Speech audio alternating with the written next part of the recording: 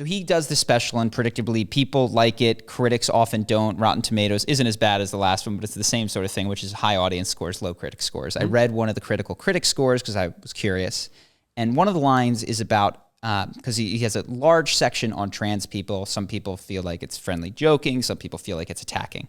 But what this person says is that trans people have no foothold and they have no power, so he's attacking them. And what Dave Chappelle in the special kind of sets himself up is like black people have no power.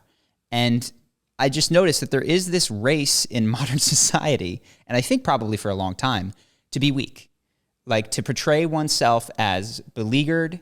I wonder if that's not a Christian ethic, because this is what Nietzsche said, by the way. Yeah. Have you read that? Yes, that's what I was going to say. Is I bet in the Romans time period that there wasn't a race to be weak, because there was no protection for the weak. Strong. There was no protection. Exactly.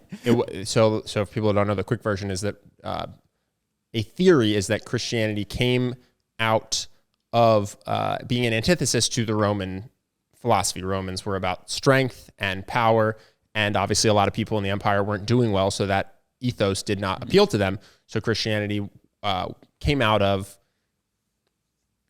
those people needing a religion for them, for the meek shall inherit the earth, and a wealthy man has the same amount of chance of getting into heaven as a camel going through the eye of a needle. All that came from being the opposite of the Roman mythology, basically. Mm-hmm. So I think in ancient Rome, probably there was not a race to be weak, because being weak just meant you sucked and the gods did not love you and you were not going to do well in this life or the next. Mm-hmm. But I think potentially because we, as much as we try to deny it, are a largely Christian-based country, that even for atheists, that thought process and belief system gets in there. Mm-hmm. That is, that the weak are to be listened to and protected and valued and almost over-protected and over-listened to because they are weak. And if we don't listen to them, they can't do it themselves. Mm-hmm. Whereas the powerful can be ignored and fought against because they're powerful. They're going to get their way anyway. Well, yeah, there's this...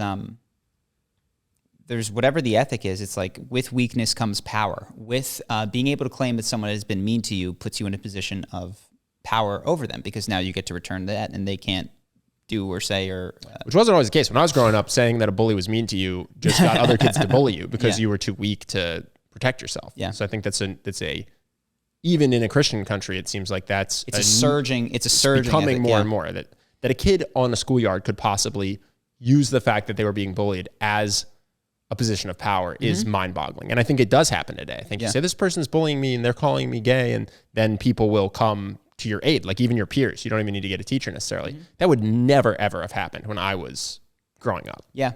Well, and obviously, like, look, both ethics are screwy. Like, oh, I'm strong, therefore I get to do whatever I want is dumb. And oh, I'm weak, therefore I get to pay you back and you can't. Like, that's dumb. What it ought to be is a separate measurement of right. Yeah. If anybody, no matter how strong or weak they are, does this thing, is it a thing we want people to be punished for, rewarded for? Yes, and I enjoyed the special. I actually laughed a bunch, but some of the jokes for me like didn't feel grounded enough in truth, and his take on it wasn't sarcastic enough for me to find it funny, because he was talking about like if he gets in an argument with a gay person, how is the cops going to react to him as a black man?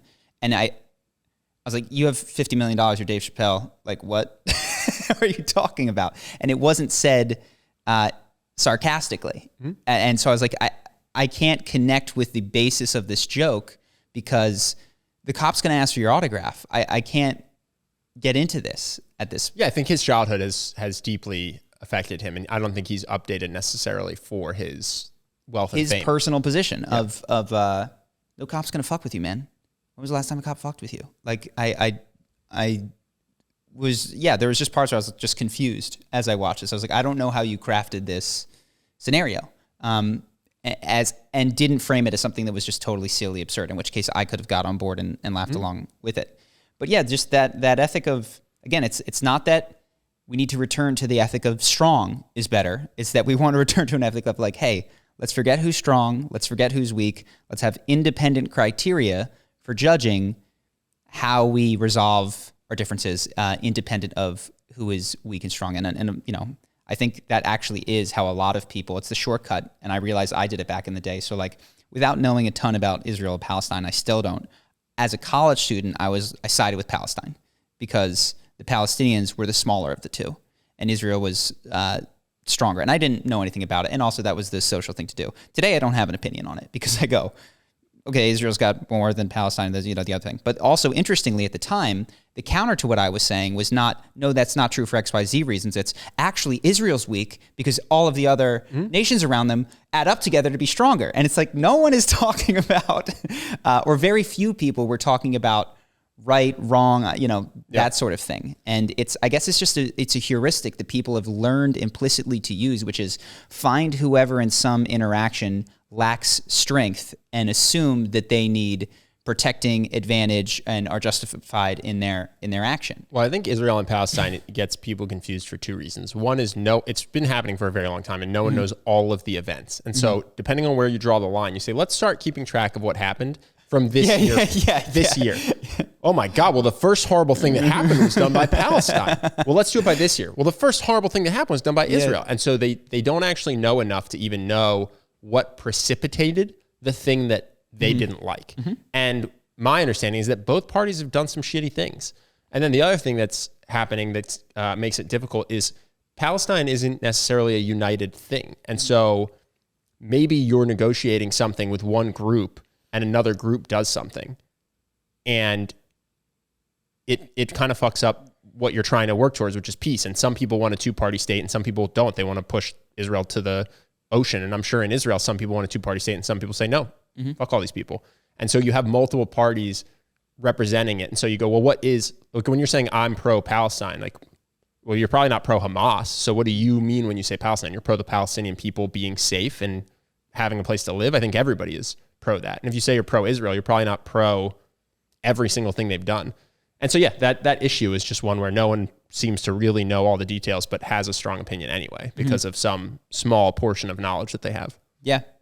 Well, and I think unfortunately that it seems that some disagreements in the world, politics, et cetera, are like semantic. And it's like, oh, actually there's enough for everybody. And it seems like this particular one is like, no, I want that spot and I want that spot. And I don't want another spot. Like it seems that there is a limited resource that both, if you could view them as two parties, even though you point out that they're not just two parties, want exclusive or primary access. They're also constantly making agreements and then changing their minds. Like the idea that they haven't drawn a line that the most powerful party for each country has agreed and shook hands and signed a treaty and said, here's the line. Yeah. And then one of them comes back and wants to push it one direction or the other. Like that is what's happening. So it's not that they don't ever chunk it up. It's that they change their minds on what is a fair amount for them to have.